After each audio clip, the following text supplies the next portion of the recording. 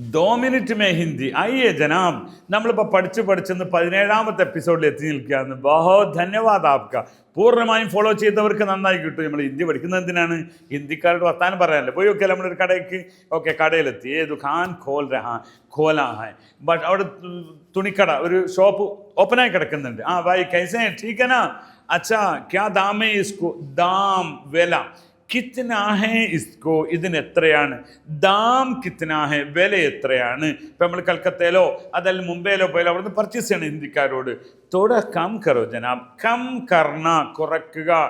ഏ ബഹുത് മെഹങ്കാ ഹേ, ഇത് ഭയങ്കര വില കൂടുതലാണ്, മെഹങ്കാ. അപ്പം അയാൾ പറയും നെയ്യ് ജനാബ് യേ സസ്താ ഹേ, सस्ता വിലക്കുറവ്.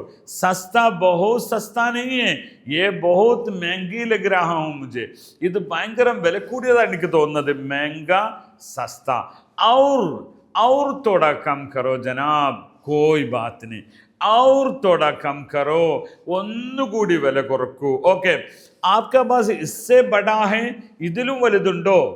जी इससे बड़ा है, और आपका पास छोटा भी है, ഇതിലും ചെറുതുണ്ടോ? ഓക്കെ, കോൺ സേ സൈസ്. നമ്മൾ സൈസ് പറയുമ്പോൾ നിങ്ങൾ ഡ്രസ്സ് കടയിൽ പോയിട്ട് സാധനം എടുക്കുമ്പോൾ തൂക്കിയാണ് വാങ്ങുക. അവിടേക്ക് അപ്പോൾ തൂക്കി വാങ്ങുന്ന സമയത്ത് ചെറുതും വലുതൊക്കെ മിക്സാക്കി വെക്കാമല്ലോ.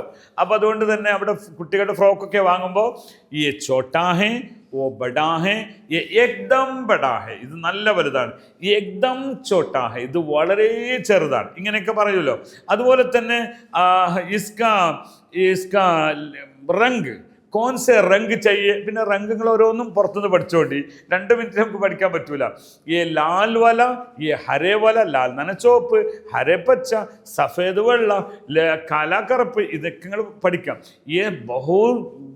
ये बहुत महंगा है, ये सस्ता है നമ്മൾ പഠിച്ചു. അങ്ങനെ നിങ്ങൾ പർച്ചേസ് ചെയ്യാൻ പഠിച്ച ശേഷം പിന്നെ അടുത്ത എപ്പിസോഡിനെ ബാക്കി പറയാം.